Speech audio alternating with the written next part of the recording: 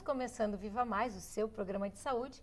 É sempre um prazer estar com você aqui todo fim de semana, todos os sábados, né? E às vezes também nos domingos tem repetição.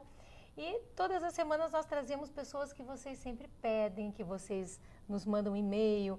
E hoje nós vamos trazer um dos maiores médicos do Brasil, mais famosos. O assunto está batendo em tudo, todo mundo está falando bastante, sendo fantástico, saiu na Veja. É um assunto super diferente, novo, na verdade, para a medicina, né? Acredito que aqui é meio moderno, né, doutor Lair? É. Então, ele está conosco, já que ele estoura, né? Toda vez que a gente traz o doutor Lair Ribeiro, estoura a nossa caixa de e-mails, porque todo mundo adora quando ele vem. E você já sabe, né? Entre no nosso site, www.programavivamais.com.br, interaja conosco. Mande perguntas, sugestões, claro que o doutor Lair vai estar sempre aqui conosco, mande as perguntas que a gente faz de novo. Então, só para lembrar, né, o Dr. Lair Ribeiro, ele é médico cardiologista e nutrólogo, autor de 35 livros, 15 foram best-sellers, 25 dos quais foram traduzidos para outros idiomas e estão disponíveis em mais de 40 países na área de autoconhecimento e mais de 100 trabalhos científicos publicados em revistas médicas americanas indexadas. O Dr. Lair Ribeiro teve a oportunidade de viver 17 anos nos Estados Unidos e trabalhar em 3 universidades americanas, na Harvard Medical School, Baylor College of Medicine e Thomas Jefferson University. Além disso, foi diretor médico da Merck Sharp e Dohme e diretor executivo, chegando a vice-presidente da Ciba Corporation, que é a atual Novartis. Ele hoje trabalha em vários países da América do Sul, Central, do Norte e na Europa, ministrando conferências e workshops sobre desenvolvimento pessoal e profissional, ministrando também cursos para médicos na área de anti-envelhecimento e modulação hormonal bioidêntica. Hoje, com um currículo desse, não preciso nem dizer para vocês que o programa hoje vai estar maravilhoso, né, Miguel? Bom, eu sou talvez o mais suspeito daqui. Eu também sou suspeita, porque eu já emagreci 6 quilos com o tratamento que vocês estão me dando, eu estou adorando. Quem está assistindo, Ana, o programa e vai ver no intervalo que tem a publicidade das nossas clínicas, eu perdi 18 quilos. Então, assim, a primeira vez que o Lair veio aqui, eu devo dizer, como eu tive uma formação que eu acho que era muito ortodoxa, né, Lair? Porque eu trabalhei em UTI e tal, achava que conhecia muita coisa, eu vim meio desconfiado fazer a entrevista, né? Porque era um assunto novo e tal. Bom, depois da entrevista, a primeira entrevista com o Lair, eu fui ver uma palestra dele no dia seguinte. Depois da palestra dele no dia seguinte, eu fui fazer o curso de pós-graduação. Então, na verdade, nós temos contato... O mais brilhante aluno que eu tenho. O professor não ia falar outra coisa. Eu costumo dizer que o mais brilhante é o meu filho, viu, Também. E eu fico orgulhosíssima porque meu irmão e meu sobrinho. É uma dupla imbatível. Eu só tenho a agradecer porque, assim, você que está assistindo, não desligue, não mude de canal, que você vai ver que o Dr. Lair vai falar, além de um vasto conhecimento, o que impressiona é a didática do Lair. Dá vontade de não falar muito, deixar só ele falando. E realmente, assim, eu ganhei vida com isso, que se você vê as minhas fotos no vídeo de hoje e de 1 ano e meio atrás, é impressionante a mudança. E qualidade de vida. Que bom. Então, Lair, só tenho a agradecer. Fico feliz de saber disso, é por isso que a gente faz esse trabalho. Vamos começar com o assunto? E assim, Sim. eu vou procurar não te interromper muito. Não, que isso. O Lair tem uma didática fantástica, eu só vou atrapalhar seu... De jeito nenhum. Eu só vou levantar a bola, tá, Vai Lair? me perguntando que se eu souber eu vou respondendo. O seu souber é o seguinte, eu uma ou duas vezes vi o Lair até hoje, porque o Lair ele tem isso também. Se ele não souber, ele diz assim, olha, isso eu não sei, ou isso eu não estou bem a par, eu vou estudar e te trago. Passa um mês, ele chega e diz assim, aquilo que tu me perguntou assim, está em tal lugar, assim, funciona assim, assado, que assim, não tem chutômetro. Que é o que dá segurança pra gente. Isso é tão importante, né? Isso é uma das coisas mais importantes. A pior coisa é quando a gente quer saber alguma coisa, alguém chuta, né? Aí mais atrapalha do que ajuda. O conhecimento errado prejudica mais do que você não tivesse ele, né? E é isso que acontece, né, Lair? Modulação hormonal. Por que se fala modulação hormonal, Lair? Porque, na realidade, não é reposição, que é uma coisa antiga, obsoleta. Reposição era assim, faltava um hormônio, aliás, eles nem sabiam se faltava, porque não media nada na época, e também não valia a pena medir, porque o que dá não muda o que está lá, entendeu? Então, uma mulher, por exemplo, está na menopausa, está com estrogênio baixo, Não adianta medir que ela está abaixo, no caso da reposição, porque o que ia repor não ia mudar o estrogênio dela. Então, a reposição, você olhava um hormônio e dava. A modulação, você primeiro equilibra como se fosse uma orquestra. Não adianta consertar só aquele violino que está desafinado. Você tem que trabalhar em grupo. É a tireoide trabalhando com pâncreas, trabalhando com adrenal, trabalhando com ovário, né? E assim por diante. É um equilíbrio, são os vários hormônios. E não é oral, você não faz isso pela boca, porque os hormônios esteroidais, eles não devem ser administrados pela boca, porque quando eles passam no fígado, eles mudam a característica e vai cair no sangue metabólitos, às vezes indesejáveis. Então, fazer transdérmico faz uma diferença enorme. Então, essa combinação de usar vários hormônios, de fazer via transdérmica, de medi-los antes e depois e ver como que o ajuste é feito, isso recebeu o nome de modulação em vez de reposição. E uma coisa interessante, Leandro, é o que a gente sempre te escuta falar e que muita gente acha que não existe, que é o bioidêntico. Sim. Né? Aliás, o bioidêntico surgiu antes do não bioidêntico. Porque... Como, leiga, posso te perguntar o que é o bioidêntico? Pode, sim. Bioidêntico é o seguinte, é algo que é exatamente igual àquilo que você tem no corpo. Então, se eu tenho uma progesterona que é igualzinha que o seu ovário fabrica, essa progesterona é chamada bioidêntica. Ela foi criada, foi descoberta em 1940. Para você fazer o não bioidêntico, que é o que você encontra comum aí, você tem que ter o bioidêntico, porque existe uma lei mundial que diz assim, não se pode patentear nada que a natureza fabrique. Então, para uma empresa lançar um similar, ele tem que provar, a empresa tem que provar que esse não é bioidêntico. Então, os bioidênticos surgiram primeiro, para depois surgir os não bioidênticos. Então, o bioidêntico faz toda a diferença, porque quando uma mulher está na menopausa e ela recebe um remédio que é urina de cavalo, de égua prem, eles põem a égua grávida, 1000 éguas numa baia, dão um remédio para elas urinarem o dia inteiro, só urinam, mais nada, ficam 24 horas urinando, e eles recolhem aquela urina e fazem uma pílula que você compra ali na farmácia, que você usa, e aqui eu chamo de urinoterapia. Tem 11 metabólitos, quando você toma aquela pílula, que não pertence ao corpo humano, que pertence a cavalo. Então aquilo entra no receptor do hormônio e fica lá agarrado. Trata a sintomatologia da mulher, mas ela engorda, ela envelhece mais rápido, ela perde a libido, ela vem a ter secura vaginal, etc, etc, etc, etc. O bioidêntico é exatamente o contrário. Você mede, vê que está deficiente, e hoje se faz principalmente na saliva, é o melhor jeito, e você então substitui aquilo numa dosagem apropriada para atingir um nível salivar, que é o nível do tecido, e é como se fosse um ato de mágica, porque a melhora é absurda. Eu digo para o médico, quando você começa a trabalhar com esse tipo de medicina, você vai se sentir muito mais orgulhoso de ser médico, porque o paciente vai dizer para você, doutor, eu nunca melhorei tanto na minha vida, muito obrigado. E você recebe agradecimentos e a sua clientela aumenta, porque não existe nada melhor do que o boca a boca, não é verdade? Porque quando você faz uma coisa bem feita para um paciente e ele melhora, esse paciente vai e conta para o outro. Quando o outro chega, a melhor propaganda. E você já percebeu, você trabalha na área de saúde, quando você recebe um paciente que foi recomendado por outro, ele já chega de peito aberto, confiando 100% em você, profissional.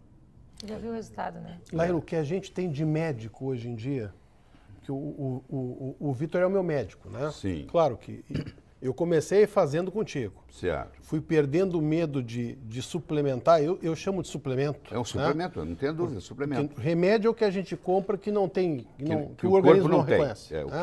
o que o corpo tem é um suplemento.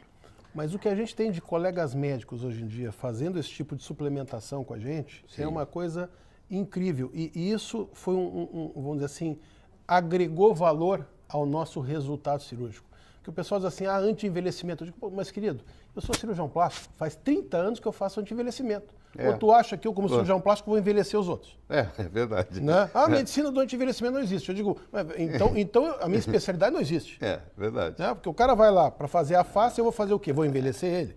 Você vai fazer ele parecer mais jovem. Mais jovem, né? Então, se eu Nunca chegou um lá dizendo, eu quero parecer mais velho. Mais velho, não, por enquanto não. Né? E se aparecer, não vai ser comigo. Né? Então, agregar valor que a gente conseguiu com a nutriendocrinologia, que a gente aprendeu contigo, Sim. é uma coisa que faz com que o paciente, Lair, é incrível. É. Além de fidelizar o paciente, ele não te larga mais. Eu não larga mais, não, eu concordo. Deixa eu fazer um comentário interessante aqui para quem está nos assistindo. Nós temos uma medicina chamada pré-genômica, que é antes de 2003. E nós temos uma medicina chamada pós-genômica, que é depois de 2003.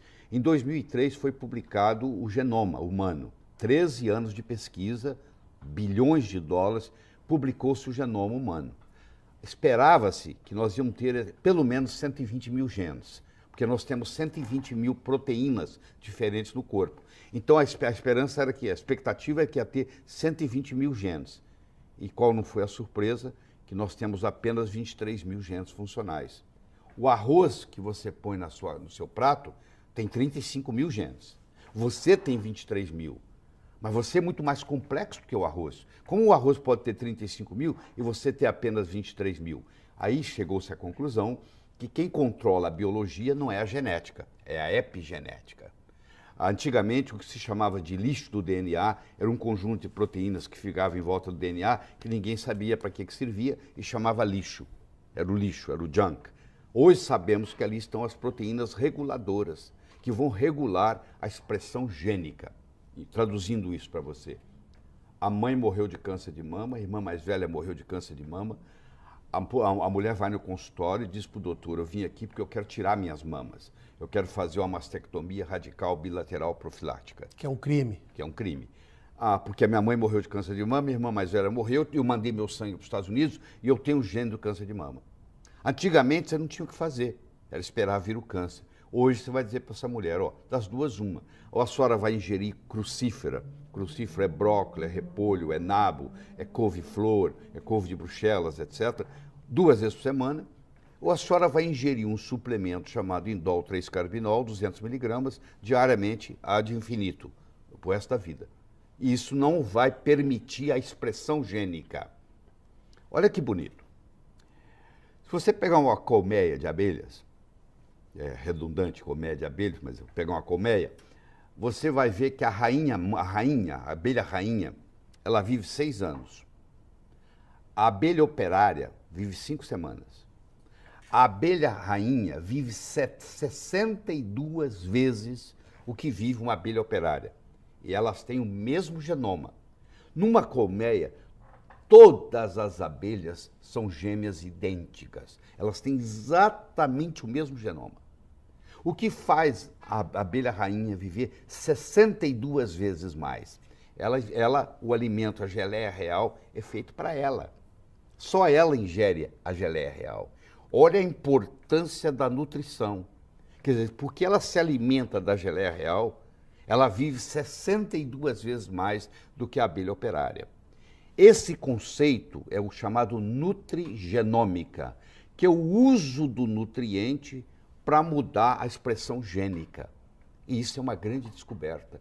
E eu digo para as pessoas, você não é refém da sua hereditariedade. Não, meu pai morreu de câncer de mama, de câncer de próstata, minha mãe morreu de câncer de mama, eu estou fadado a ter câncer. Não é verdade, entendeu? Ninguém é refém da sua hereditariedade, porque hoje, com a epigenética, com a nutrigenômica, nós podemos revolucionar tudo. Isso é que é o bonito. Você dá para o paciente a esperança, entendeu? Chega ali preocupado. Você falou em geleia real para a abelha rainha. Sim. Ele tem algum efeito em nós humanos? Não é do mesmo jeito, e tem um porém. A geleia real foi feita para a mulher, para a fêmea. Então ela tem bastante hormônio feminino. Então eu não aconselho o homem a fazer uso de geleia real a longo prazo, porque ele vai ter consequências outras. Que é um alimento estritamente feminino, feito para a rainha.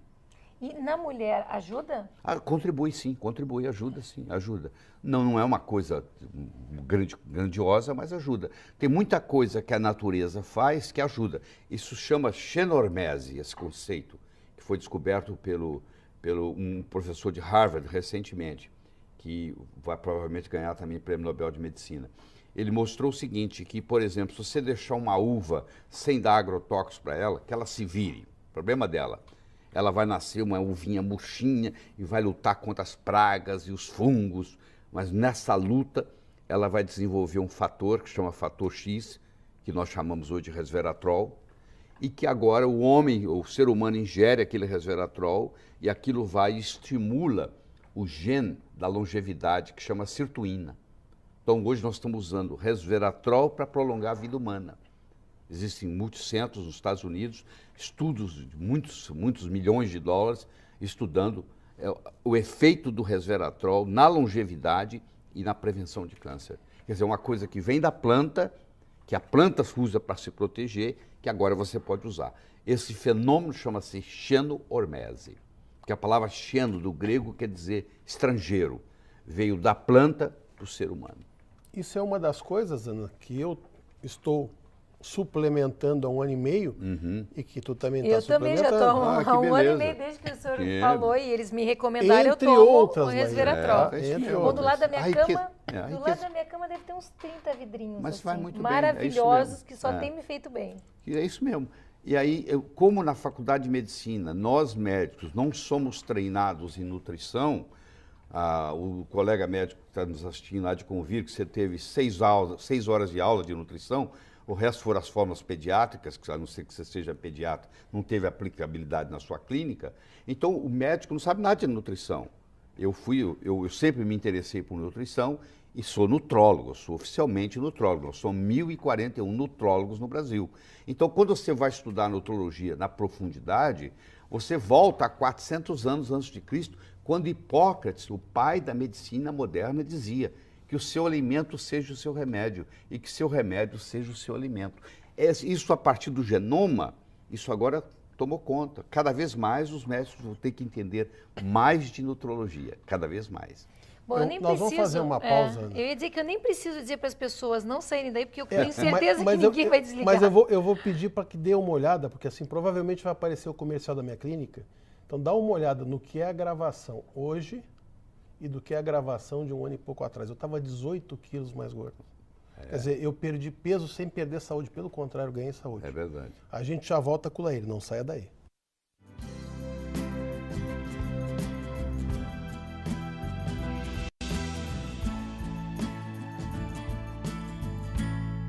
Olha, eu tenho certeza que você não mudou de canal. Nós continuamos com o Dr. Laír Ribeiro. E o Laír iniciou o programa falando sobre algumas coisas, agora vai ficar mais interessante ainda. Você quer ver uma coisa engraçada? O que é normal de laboratório, Laír? Porque assim, na medicina a gente não tem aula sobre isso. A gente vai aprender com outro, com cada um, com um. Certo. Isso é uma questão estatística. É o seguinte, quando você chama, a palavra normal na estatística significa uma média com 2 desvios padrões para cada lado, traduzindo isso em miúdos. Quando você faz o normal em estatística, sobra 2,5% para um lado, 2,5% para o outro. Ou seja, quando você faz um exame de sangue e vem que é normal, o laboratório tem um banco de dados onde ele compara com aquele banco de dados. Ali tem gente doente, ali tem gente sã, ali tem gente jovem, ali tem gente idosa, ali tem de tudo. Então, quando você fala, o meu sangue está normal, não necessariamente do ponto de vista médico ele está ótimo. Nós, na medicina, temos que trabalhar com o que é ótimo e não com o que é normal. Então, aquilo que é desejável, eu quero estar no extremo direito. Aquilo que é indesejável, eu quero estar no extremo esquerdo. Vou dar um exemplo. O chumbo normal é de 1 a 8. Não, para mim, o meu chumbo tem que estar 0, pô. Quer dizer que agora eu estou com 0 de chumbo, eu vou fazer suplementação com chumbo, só faltava essa. Não, o meu é 0. Eu não tenho culpa que a população esteja contaminada com chumbo. Por isso que o normal da estatística, quando faz o exame, é que o chumbo seja de tanto a tanto. O ser humano não é para ter chumbo no corpo. O chumbo tem que ser 0. Enquanto ele não tiver 0, eu não dou alta no paciente. Essa é uma das dificuldades quando a gente começa a falar com o paciente, né? Porque o paciente chega com a bateria de exames, né? Sim. Diz assim, não sei quantos olharam e disseram que está tudo normal. Daí a gente tem que começar a explicar. Aí você começa a mostrar os pontos. Quem é que faz exame no Brasil? Geralmente é doente. Nós estamos falando da média de normal dos doentes. Dos doentes. Não dos sadios. Exatamente. Exatamente isso. E hoje em dia, para modulação, existe um upgrade no exame. Muito grande. Porque antigamente se trabalhava com sangue. Hoje o ideal é saliva. Por quê? Porque na hora que você vai medir no sangue, você centrifuga o sangue e separa o plasma das hemácias. E o hormônio vai junto com a hemácia. E aí, quando você mede ele está baixo. E aí você suplementa, continua baixo. Você suplementa, até você saturar todas as hemácias para poder ele subir no plasma, aí a pessoa já está com excesso de hormônio. Então, para monitorar, tem que ser a saliva. E, por exemplo, o cortisol. Você vai medir o cortisol para saber o quanto que essa pessoa tem de estresse. Se você mede o cortisol lá no laboratório, a pessoa levanta, dirige, enfrenta o trânsito, briga com com a recepcionista, a enfermeira tem dificuldade em pegar a veia. Quando você pega aquele cortisol, por exemplo, não vale nada mais, porque você não sabe o que é um cortisol basal. Agora, quando você faz na saliva, depois que você acorda, antes que você levanta, você cospe num tubinho. Fechou, mandou para o laboratório. Aquilo ali é o seu cortisol basal. É depois de uma noite de sono, agora você está medindo. Aí o médico vai dizer, bom, seu colesterol está normal, seu cortisol está normal, está alto, está baixo, entendeu? A diferença é muito grande, muito grande. Isso é muito interessante, porque assim, ó, eu fazendo a minha suplementação, sim, eu fazia a medição sanguínea. Certo. Né? E você pegou meu exame de há um mês e pouco atrás. Foi verdade. Né? E tinha assim, excesso lá, né? Estava excesso. Estava né? excesso, então, é verdade. É justamente essa diferença. O exemplo típico, né? Porque outra coisa que o pessoal não se dá conta é que moléculas muito grandes não passam na saliva. Né? Então o cara mede no sangue e vê, testosterona total, que nem apareceu em programa de televisão, achei uma graça aquilo. Né? Dizendo, não, fulano de tal não precisa suplementar. Daí mostrou um velhinho todo ruim que dizia que estava com dor no ombro por causa da suplementação. Não tem nada a ver a testosterona com a dor no ombro. Nada, pelo Daí, contrário. De forma pejorativa, o vovô super-homem, que apareceu o Dr. Life malhando lá, qual é o vovô que não queria ser super-homem? É verdade. Para começar. Tem 73 anos. 70 e tantos anos. Né? Tem o outro, o Robert, o Bob Del Montec, né? Que com 80 e tantos estava com um físico invejável. Então, o que tem de pejorativo isso? Quer dizer, nada, eu preciso envelhecer? Eu não quero envelhecer. Né? Laír, quando é que a gente começa a pensar em fazer modulação na mulher, por exemplo? Infelizmente, cada vez mais cedo, porque a mulher hoje ela começa a tomar pílula aos 14, 15, 16 anos. Com 10 anos de pílula, você pega uma moça com 25 anos, ela já está menopausada há 10 anos. Porque uma mulher que está tomando pílula, ela está bioquimicamente menopausada. Os hormônios dela estão todos baixos, principalmente a progesterona. Então, você está vendo que uma pessoa hoje, uma mulher de 25 anos, uma jovem, quer engravidar, ela tem que fazer tratamento de fertilidade para engravidar. Por quê? Ela atrofiou o ovário dela durante 10 anos. E o hormônio mais importante para engravidar é a progesterona, que a própria palavra já diz do latim, progestare, a favor da gestação. Quando a mulher não tem quantidade suficiente de progesterona, ela não mantém a gravidez, primeiro ela não ovula, segundo ela não engravida, e terceiro, se engravidar, ela perde o bebê. Principalmente no primeiro trimestre, porque precisa de progesterona para segurar o bebê no útero. Então, essas mulheres que estão fazendo inseminação artificial, muitas delas não precisariam, é desnecessário, se elas tivessem feito o tratamento com a progesterona bioidêntica. E aí, os colegas que fazem meu pós-graduação comigo e começam a usar a progesterona no consultório, eles começam a me levar notícias de mulheres que engravidaram, que vinham trabalhando com problema de fertilidade, de repente, com 3, 4 meses na progesterona bioidêntica, engravidam. O gozado, né, Léo, que a gente sempre fala é o seguinte, quando você fala em fazer modulação, o pessoal diz, cuidado que o hormônio dá câncer. Quer dizer que usar o 17-beta-estradiol, que é o hormônio que ela tem, é problema. Usar a progesterona que ela tem é problema. Agora dar o etinil, que não é dela, o acetato de medroxprogesterona, que não é dela. Que é altamente cancerígeno, isso está liberado. Você vê menina de 14 anos fazendo uso de pílula. Isso está liberado.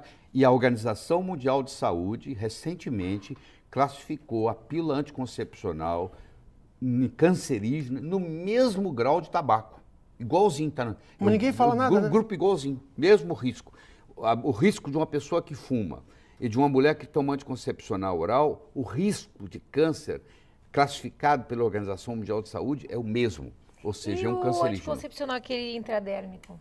Depende do que foi implantado. Se foi implantado bioidêntico, o estrago é menor do que se foi implantado não bioidêntico. Eu digo menor pelo seguinte, porque a mulher o corpo dela tem uma inteligência, ela tem um ciclo. E isso aí é muito debatido, mas eu sou da escola a favor de que a mulher deve menstruar quando ela está no período de menstruar, porque ela faz uma limpeza. Da medicina chinesa, a menstruação é uma desintoxicação, a mulher desintoxica. Existem escolas hoje que não deixam a mulher mais menstruar e acham que estão fazendo uma grande coisa. Na minha opinião, estão errados, na minha opinião. É porque a natureza faz com que aquilo saia, né? A mulher tem, aquilo ali é uma inteligência. Claro, existem casos onde a mulher tem uma tensão pré-menstrual tão grande que ela não está brigando com o marido e está perturbando os filhos, que talvez naquele caso, por um período de tempo, o médico pode escolher e dizer, nós vamos deixar você 4 meses sem menstruar, para você acertar a sua situação em casa. E aí isso aí até é aplicado. Mas fazer uma moça de 20 e poucos anos não menstruar mais é complicado. Eu noto uma dificuldade, viu, Lair? Inclusive assim, dos colegas, de entender a progesterona. Pois é, porque pelo seguinte, o erro está nós temos um livro de fisiologia chamado Guyton, e nós temos um livro de farmacologia chamado Goodman-Gilman. Esse erro foi institucionalizado na área médica, porque o Guyton e o Goodman-Gilman tiveram esse erro por 30 anos lá. Porque eles misturaram, eles puseram o progestágeno e a progesterona dentro da mesma classificação. Então, era considerado sinônimo. Progestágeno parece que é um parecido, mas não é progesterona. Como dizia o Tim Maia, né? Uma coisa é uma coisa, outra coisa é outra coisa. Então, o médico, quando ele fala de progesterona, na maioria das vezes, eu digo 99%, ele está falando de progestágeno. Então é muito comum um colega chegar num dos meus cursos e dizer, Laíra, a minha experiência com progesterona não é boa. E eu digo para ele, eu sinto dizê-lo, mas você nunca trabalhou com progesterona na vida. Você trabalha com a progestina, o progestágeno, e você pensa que é progesterona. Quando você começar a usar a progesterona, você vai levar um susto. O progestágeno engorda, a progesterona emagrece. O progestágeno causa câncer, a progesterona é anticâncer. O progestágeno retém líquido, a progesterona é diurética. O progestágeno causa depressão, a progesterona é antidepressiva. Quer dizer, assim vai. Entendeu? É tudo ao contrário. Tudo ao contrário. Para mim, que sou leiga, dá para a gente entender onde está o progestágeno e a progesterona? É o seguinte, como a indústria farmacêutica não quer colocar no mercado a progesterona porque não pode ter patente, porque é feito pelo ovário, eles criam um parecido. O progestágeno é o similar. Só que ele é parecido, mas ele não tem a mesma função. Quando ele chega no receptor da progesterona, ele até que encaixa, mas ele encaixa mal. É como se você pegasse e fosse abrir a sua casa com uma chave que não é da sua casa. Mas dá para quebrar o galho, sabe? Você empurra, aperta assim, aí de repente abre. Mas aí estraga a chave, estraga a fechadura. É mais ou menos isso que acontece. Você usa uma chave que não é para aquela fechadura. Você acaba estragando a fechadura. Entendeu? Faz sentido? Muito. Tá bom. E tem outra confusão grande, Leir, que é de progesterona com quem já está na menopausa e progesterona com quem tirou o útero, que não tem nada a ver, né? Porque é o seguinte, antigamente a pessoa usava o remédio que é o conjugado equino, que é o remédio que vinha da urina da égua, PREM. Não serve nem para a égua, só se ela estiver grávida. Se você der para a égua não grávida, faz mal. Então isso era colocado, e tem aí na farmácia para vender até hoje, tem muita gente que toma, infelizmente. Esse remédio, ele causa câncer de útero. Aí descobriu-se que o progestágeno, e a progesterona também, não deixa ter câncer de útero. Então, quando a mulher ia tomar o hormônio de cavalo, o médico passava o progestágeno para não deixar ter câncer de útero. Só que o progestágeno causa câncer de mama. É mais ou menos assim, você chegava no meu consultório e eu perguntava assim, doutora Ana Paula, a senhora prefere câncer de útero ou câncer de mama? Só tem opção, entendeu? Então o que acontecia? Você queria tomar o remédio, que dava câncer de útero, eu lhe dava um progestágeno para não ter câncer de útero. Quando o seu útero era removido, aí eu falava assim, eu tenho boa notícia para você. Agora eu posso tirar o progestágeno, porque não tem jeito de você ter câncer de útero sem útero. Então ficou na cabeça do estudante de medicina que a mulher sem útero não toma progesterona, porque se chama progestágeno de progesterona. Então, quando um médico encontra um colega receitando progesterona para uma mulher sem útero, ele fala, isso é um crime. Como é que você pode dar se ela não tem útero? Uma coisa não tem nada a ver com a outra. Ela tem receptor para progesterona no cérebro, tem no coração, tem no fígado, tem em todos os lugares do corpo da mulher. Então, não é só no útero, Não, só... eu posso até testemunhar aqui de que há 1 ano e meio depois que eu comecei a usar progesterona bioidêntica, minha vida mudou, é muito melhor. Que bom, mas é isso mesmo. A gente emagrece, fica mais ativa. Mais ativa, né? Dorme melhor. Dorme melhor, não tem depressão. Isso, a vida muda. Muda mesmo. Eu uso progesterona e posso te garantir que assim, ó, é fantástico. O objetivo do homem é diferente, né, Laís? É para impedir aromatase, assim, cofo-redutase e tal. Mas o que faz dormir é uma delícia. É uma maravilha. E a mulher, geralmente, né? a paciente fala assim, doutor, eu nunca dormi tão bem na minha vida. Muito obrigado. Por isso que a gente recomenda passar na hora de deitar, porque o único efeito colateral seria uma pequena sonolência. E na hora de dormir é ótimo. Mas se eu esqueci de usar à noite, não tem problema eu colocar de manhã? Não tem problema. Tá, eu às vezes ficava preocupada. Não tem problema. De jeito nenhum. Outra coisa interessante, Léria, é assim, ó, a gente nota que as mulheres que têm esse desequilíbrio hormonal, e muito disso, por exemplo, eu atendo muitas mulheres hoje em dia, eu sou cirurgião plástico, então chega a mulherada se queixando do que, inclusive da família, né? A minha menstruação está excessiva, eu estou engordando. Menstruação excessiva é falta de progesterona.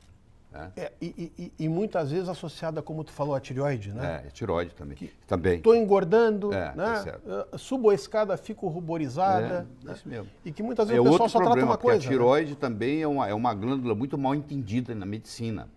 O nutriente mais mal entendido que tem na medicina chama-se iodo. É uma coisa absurda, porque a gente não aprendeu nada na faculdade e é uma coisa impressionante, porque você ingere metade do iodo que a sua mãe ingeria na sua idade. Nos últimos 30 anos, a concentração de iodo caiu 50% dos nutrientes. Está faltando iodo no corpo das pessoas, entendeu? E a pessoa tem erradamente o conceito de que iodo destrói a tireoide. Iodo radioativo destrói a tireoide. Aliás, é um absurdo você tratar muitas vezes um nódulo da tireoide com iodo radioativo, porque o iodo radioativo destrói a tireoide e destrói os ovários, porque os ovários também são ricos em iodo. Quando eu aplico numa jovem iodo radioativo, eu estou acabando com a tireoide dela e estou também destruindo os ovários dela. Essa pessoa vai ter menopausa muito mais cedo, ou às vezes já vai menopausar depois do tratamento, vai ter dificuldade em engravidar, porque não vai ter óvulo mais. Você viu as consequências? Porque a pessoa pensa assim, iodo é só na tireoide. A tireoide, a pele, a mama, o ovário, a próstata, o estômago, o esôfago, todos dependem muito de iodo. Entendeu? Esse casamento, né, Lair, que a gente começou e que tu disse por que de modulação. Sim. Isso é muito importante, né? Eu canso de pegar mulheres, Lair, que chegam lá com essas queixas realmente. Sabe que até até esse contato que a gente teve, até eu começar a estudar isso aí e aprender com você, me chegavam aquelas gordinhas para fazer lipoaspiração. Sim. Tá?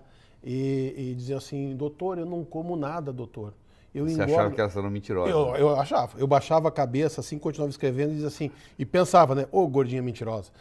Mas, assim, a diferença que a gente nota quando você começa a suplementar, quer dizer, que você equilibra não só os hormônios dela, mas que equilibra a tireoide dela, não tenha dúvida. Muitas vezes não precisa nem fazer mais nada. Muitas vezes. A mulher que tem hipotireoidismo subclínico, que o médico não consegue fazer o diagnóstico, porque, entre aspas, os exames tireoidianos no sangue estão normais, que não quer dizer nada, que eu posso ter todos os outros exames normais e a pessoa ter hipotireoidismo, ela vai de médico para médico para médico e fala, eu não como nada, doutor, eu engordo.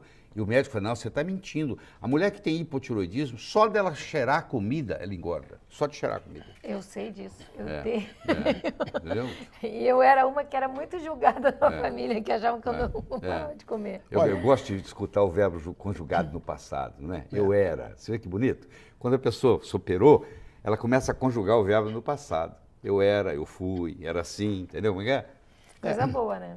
Mas eu acho que esse é o segredo e a parte inteligente, né, Laíra? A gente, porque em casa também, como eu era muito contra muitas coisas que hoje em dia eu mudei completamente, claro, fui estudar, né? Porque a gente, como médico, muitas vezes é contra sem saber o porquê. Eu escutei falar. Eu digo, médico não pode dizer escutei falar. É ciência. Onde é que está escrito? Isso que o Lair faz, sabe, Ana? Ó, tem trabalho aqui, publicado lá, tá. E onde é que está o outro que diz que faz mal? Ah, eu escutei falar. Escutou falar? Escutei falar não, né? Escutei falar é péssimo. Olha, nós vamos interromper mais uma vez, infelizmente, mas você não saia daí, que nós vamos falar um pouquinho sobre modulação hormonal masculina, que eu acho que é uma coisa importante também. Já...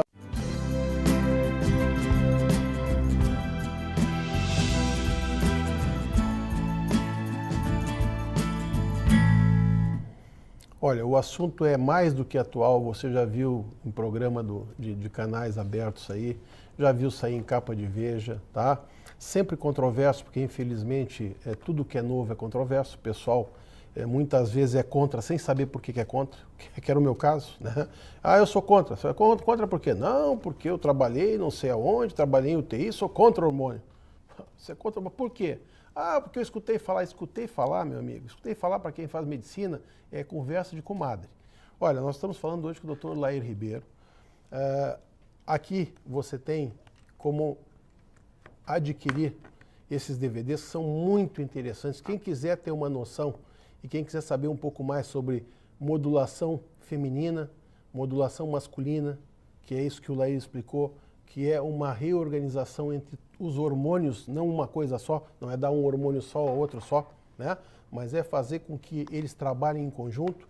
E tem o telefone, inclusive, tá? Que é 11, que é de São Paulo, 3889-0038.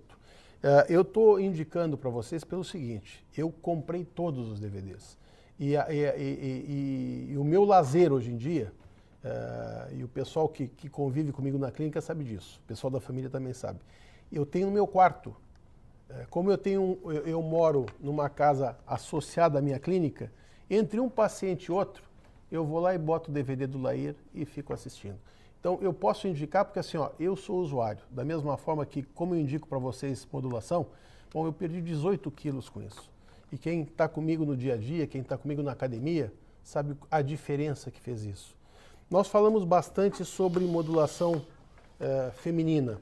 Lair, quando é que o homem deveria começar a se preocupar com os hormônios? Eu gostaria de começar, Miguel, falando sobre o aspecto da testosterona. Eu digo sempre o seguinte, testosterona é também um hormônio sexual, mas ele é muito mais que sexual. O órgão que mais tem receptor para testosterona é o coração. Quer dizer, o cara que está com dificuldade de subir escada é porque ele está com problema de testosterona, na maioria das vezes. Dos ossos, os músculos, o cérebro. O homem, quando começa a perder testosterona, e tem homem aí com 35 já está perdendo, ele começa a tropeçar em manequim no shopping e pedir desculpa. Ele começa a ter dificuldade de estacionar o carro. Começa a bater com para-choque, porque ele perde essa noção tridimensional do pensamento. O homem tem um pensamento tridimensional bem elaborado. Ele tem noção de norte, sul, leste, oeste. Isso é característica masculina. E isso é a testosterona que dá. Ele perde a habilidade de fazer conta de cabeça. Ele tem que usar a maquininha. Isso é a parte não sexual. A parte sexual, a testosterona, ela interfere na ereção, na libido, na orgasmo e na ejaculação. E o homem pode ser comprometido com um desses ou todos juntos. Ele pode chegar no consultório e falar, ó, eu não tenho mais vontade, mas se pintar o clima eu tenho ereção. Eu tenho vontade, mas não tenho ereção. E assim por diante. E isso acontece às vezes, o segredo é medir. Porque eu pego jovens de 30 anos de idade que estão com a testosterona baixa. E eu já peguei indivíduos de 75 anos de idade com a testosterona normal. Isso varia muito da alimentação, que tipo de comida a pessoa come, que tipo de óleo ela usa na cozinha, faz uma diferença enorme, entendeu? Se ela usa soja ou não usa soja, o óleo de soja para o homem é um problema seríssimo, também para a mulher, mas principalmente para o homem, porque ele é muito feminilizante, ele tem muito hormônio feminino. Então, na casa onde cozinha com soja o tempo todo, o óleo de soja, o homem começa a perder a testosterona. E ele perdendo a testosterona, ele perde a autoconfiança, ele perde a capacidade de decisão, ele chuta o pau da barraca, ele quer vender tudo que ele tem, ele não quer se preocupar com mais nada, ele não quer construir nada novo. Quando você pega um paciente que está com deficiência de testosterona e você faz a modulação com a testosterona bioidêntica, surge uma outra pessoa na sua frente. É impressionante a diferença, a resposta. E não é só da parte sexual, não. E eu sempre digo o seguinte, sempre que você for fazer uma modulação com testosterona num homem, você tem que tomar cuidado da dinâmica do casal. Porque um casamento que não tem sexo há 10 anos, e de repente você modula o homem e ele começa a ter ereção toda manhã, isso pode perturbar o relacionamento.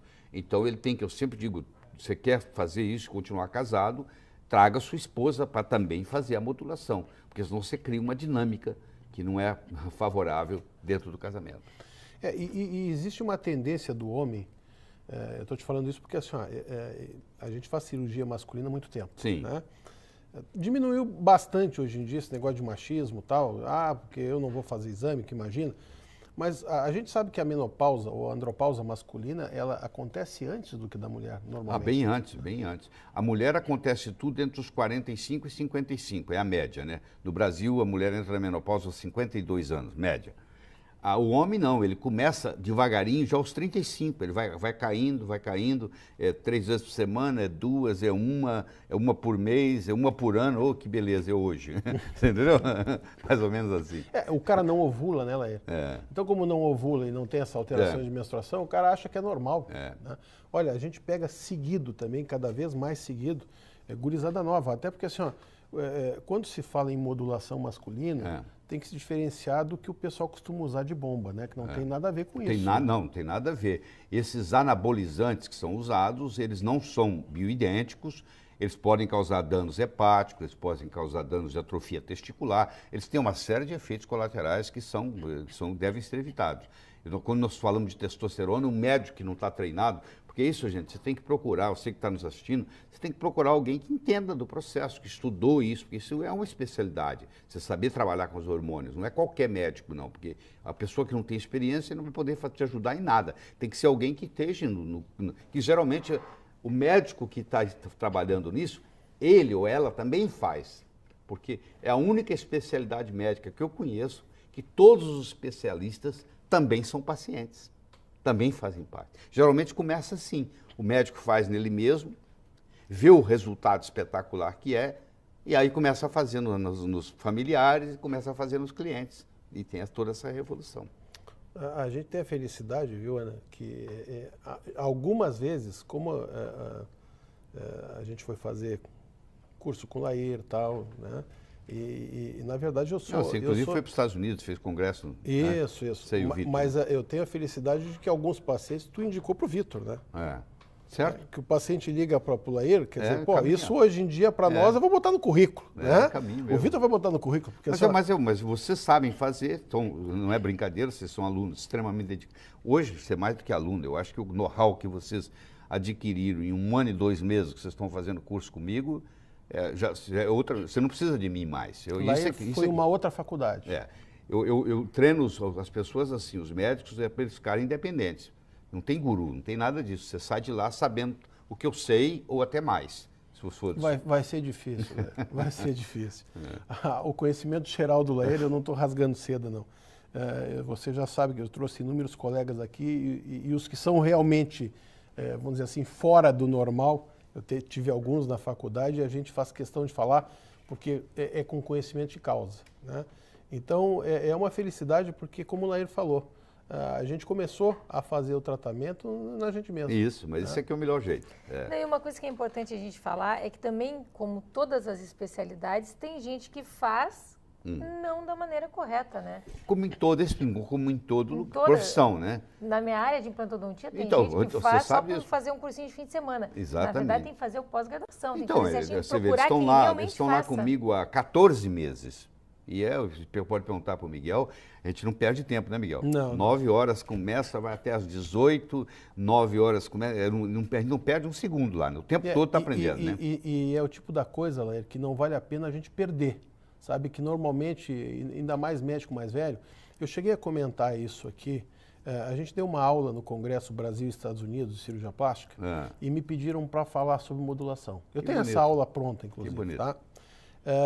E o interessante foi o seguinte, Lair, porque eu dei metade da aula e eu parei e falei o seguinte, olha, que não é o normal em cirurgia plástica, né? Em sessão plenária deixam só o membro titular, que é o professor da especialidade falar. Então, eu pedi autorização para o colega tal, e quem vai falar agora o restante da aula é meu filho, que é o meu médico. Sim. Laír, não saiu ninguém da sala. Certo. Em congresso a gente está acostumado que quando sobe um médico mais novo, os médicos mais velhos, né, olham assim, o que esse guri vai falar, tal, não sei o quê. Laír, não saiu ninguém da sessão. Que bonito. E o pessoal ficava grudado na tela para ver o que estava bacana, passando. eu observo todo mundo, né? Eu observo o Vitor quando ele está dentro de sala de aula. Eu percebi quando ele chegou e ele hoje, né? Você vê que o brilho do olho dele mudou. Ele hoje é uma pessoa extremamente apaixonada pela medicina. Eu percebi essa evolução nele nesse 1 ano e pouco, como é que ele foi se encantando com o processo, entendeu? Até a apresentação, isso é muito bonito. Para atender paciente. Acredito. Até isso tem muito a ver do que a gente fez lá na... Que bonito. Pois é. Eu está aqui em Porto Alegre, né? Trabalhando comigo ali, graças a Deus. E é meu médico. Beleza. Eu queria aproveitar que tu é cardiologista, tá? Sim. Porque existe uma confusão também no aspecto de testosterona coração. Sim. Né? Tem gente que acha que prejudica usar. A testosterona é, na realidade, um hormônio, sobretudo cardíaco. Ela provoca vasodilatação coronariana, ela é usada no tratamento de insuficiência cardíaca congestiva, com sucesso, entendeu? Ela é usada na prevenção de angina, com sucesso. E eu vou te dizer, eu não tenho nada no coração, mas se eu tivesse, eu andaria no bolso com uma testosterona sublingual mais do que um isordil sublingual, entendeu? Que é uma nitroglicerina, porque o efeito é espetacular, tanto do ponto de vista de dilatar a coronária, quanto do ponto de vista de aumentar a contratilidade cardíaca. A nossa cardiologia está muito complicada, porque a gente tem muito remédio que é veneno na cardiologia e está prejudicando. Eu fui diretor médico da Merck Sharp & Dohme nos Estados Unidos, fui diretor executivo, cheguei a vice-presidente da Novartis, na época, Ciba Corporation.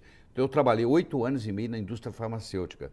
E eu estava, quando foi lançado a estatina no mundo, quem lançou a estatina foi... Como gostam de usar isso, né?